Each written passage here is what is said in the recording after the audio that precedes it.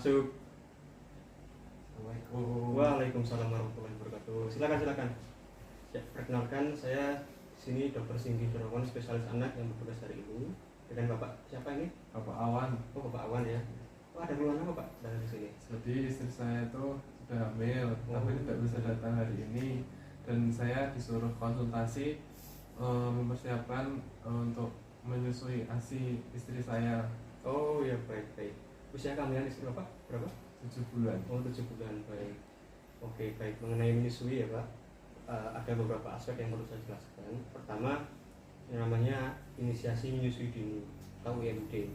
Nah, IMD itu terjadi apabila anak Bapak nanti dilahirkan secara spontan atau per vaginam, itu biasanya persalinan normal, dan pada saat lahir anak Bapak biasanya diletakkan di dada istri Bapak, di dada ibu.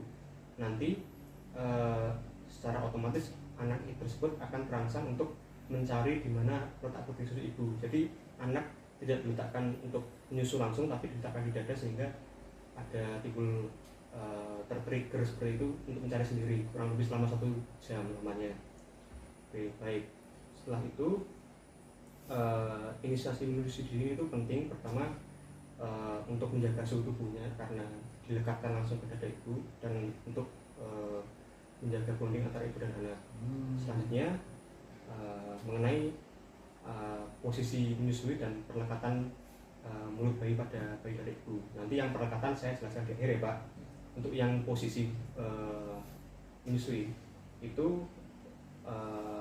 yang harus kita ketahui adalah kepala, bahu, dan kaki bayi itu lurus, dan pada saat menyusu itu kepala tidak boleh menoleh, jadi harus lurus seperti ini, lurus. Dan posisi dari ibu, istri Bapak itu harus nyaman mungkin sehingga ASI dapat keluar dengan lancar Pak. Baik. Nah, untuk selanjutnya lama menyusui ya Pak. Untuk lama menyusui biasanya 20-30 menit. Jadi misalkan adik belum sampai 20 menit tapi kok tertidur, nah itu bisa dibangunkan supaya menyusuinya waktunya efektif atau lengkap 20 menit sampai 30 menit tersebut. Nah, itu setelah itu untuk frekuensi menyusuinya itu antara 1 jam 1 sampai 2 jam gitu Pak. Dan kemudian setelah lama menyusui adalah perlunya menyusui bergantian antara payudara kiri, payudara kanan.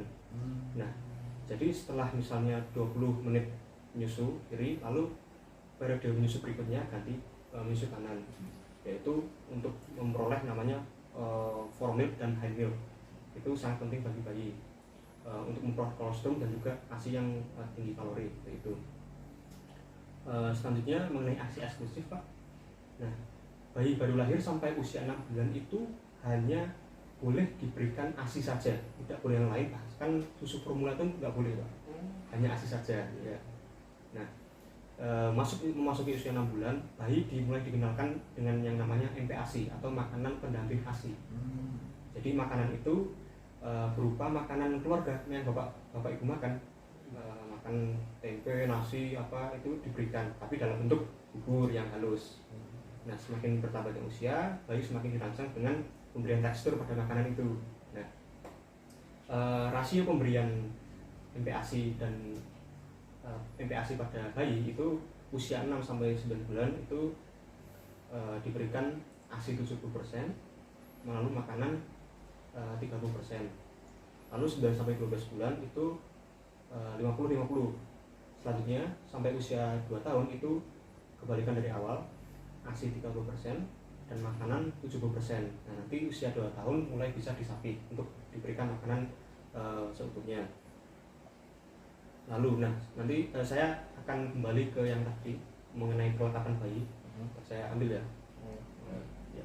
Ini ceritanya anak Bapak. Nah, jadi mengenai peletakan, pertama ini ceritanya payudara bayi itu dagunya harus ditempelkan ke payudara, harus nempel dagunya harus nempel. Lalu bagian areola atas punya payudara istri Bapak itu harus sepenuhnya masuk ke mulut bayi. Nah, Kalau misalnya areola payudara istri bapak itu besar, itu nggak masuk ke mulut bayi sebenarnya, itu nggak apa-apa. Nah, lalu selanjutnya bibir bawah bayi itu harus terbuka ke bawah seperti itu.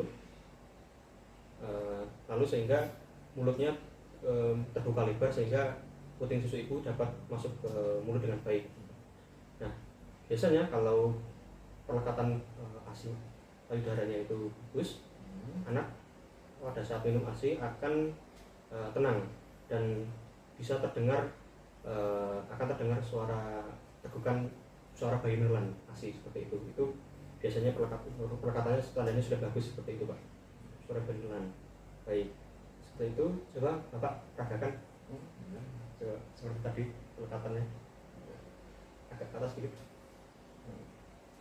Pertama tadi dagunya nempel, ya, terus lalu areola yang bagian atas itu masuk mulut bayi. Areola masuk. Oke, nah pastikan juga mulut bagian bawah itu tadi apa terbuka ya, Pak. Bibir bawah terbuka ya. Lalu anak mulutnya terbuka lebar dan tenang sehingga suara menelan bayinya terdengar tadi. Hanya suara menelan. Ya betul, hanya suara menelan. Baik, sudah bisa ya, Pak? Mungkin itu. Ada pertanyaan lagi, Pak? Sudah jelas kok. Sudah jelas begitu ya. Oke, baik. Semoga apa yang saya sampaikan bisa dicerna dengan baik dan semoga bisa menjadi sebuah pesan bagi Bapak agar dapat memberikan edukasi kepada istri Bapak. Begitu. Assalamualaikum warahmatullahi wabarakatuh.